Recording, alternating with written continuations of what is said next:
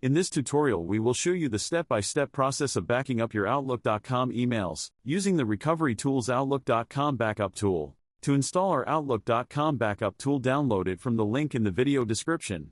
After installation, simply launch the software. To begin, enter your Outlook.com email address and click the Login button to proceed. A new window will open, prompting the user to sign into their Outlook.com account. After successfully logging in, the user will be redirected to the tool. The scanning process will start and load the folders. Select or deselect folder for backup using the checkbox in the panel on the left. Select Saving option allows the user to choose a saving method. They can choose from a variety of saving choices. Let's select PSD option for this tutorial.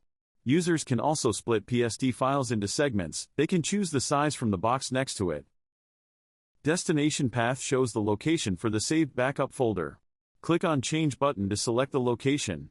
Our tool provides users with filter options for selective backup. Select Use Advanced Settings for selective backup option to use filters such as Date Range, By Sender, Subject, Exclude Folders, Match Exact Words, and Exclude Attachments. Our tool also supports incremental backup options so that user can backup data that has been modified or created since the previous backup was conducted.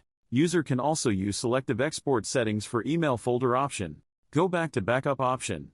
After configuring all the settings, it's time for the backup process. Simply click the backup button, and the backup process will begin. Once the backup is completed, you'll receive a notification indicating that the backup process was successful. Click OK, and open the destination folder and access the newly backed up files. And that's it for this video. Thank you for watching.